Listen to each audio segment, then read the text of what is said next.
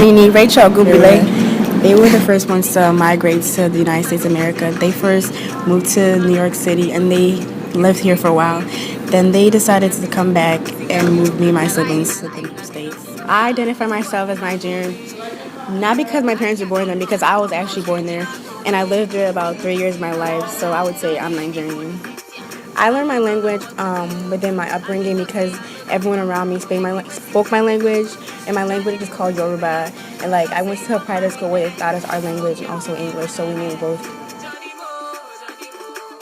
It's hurtful because like I know my culture, I know where I'm from, I know my roots, and like my family is all cultured. So you saying I'm Americanized is really offensive because like nah, I know where I'm from. I believe I'm very connected to my culture because my family never lets you forget you're Nigerian. We always eat Nigerian food, play Nigerian music, Nigerian parties, Nigerian weddings, everything. Like everything in my house is Nigerian. I feel like I can never lose touch with my culture because my parents constantly speak my language in my house. I mean, they speak English as well too, but they're always speaking my culture, my language, and also like aunts and uncles. Like every time they call me from back home, they make me speak my language to them. They're like, "Don't talk to me. I'm not American. Don't talk to me like I'm American. Talk to me in your language." And I like the fact that they want to keep me cultured. When I get married, I do plan on having a traditional marriage and also an American marriage, but I'm most excited for the traditional marriage because all the family comes together, the food, the money, and it's very cultured. Don't babe. Kim Sabrina, but Kim Malpisa Khmer. Body is Cambodian.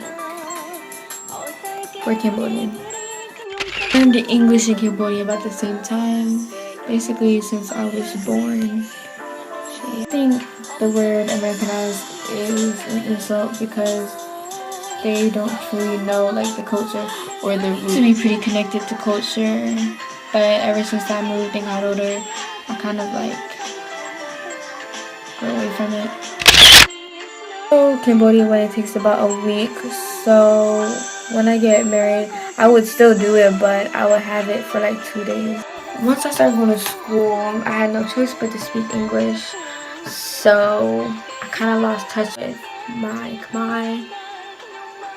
So yeah, and then moving to Jersey where there's not a lot of like Cambodian people, I lost touch with my culture because there's like not really any like temples here or like Cambodian people here. So I haven't been to Cambodia. Don't think I want to, but I don't want to because it's a third world country. So not a good place to be. Coming from, know your roots. Nobody has culture nowadays, so having culture is different. Samatur, Mamatundoila. Both my parents are from Senegal, which is in West Africa, and they were the first people in their families to come to the United States. Nationality-wise, I identified as fully Senegalese. When I was younger, I moved to Senegal to live with my grandparents, and I did learn Wolof while I lived there, but I also learned English at the same time, so it wasn't like that Wolof was my first language, so I learned 2 languages at the same time. The term Americanized, it doesn't sound that hurtful to other people who are like American, but when you know your culture and you are invested in your culture, it really hurts when somebody say, "Oh, you're so Americanized now," especially from family or your mom or dad. I would have to say my whole family because we always speak Wolof. We have Wolof weddings.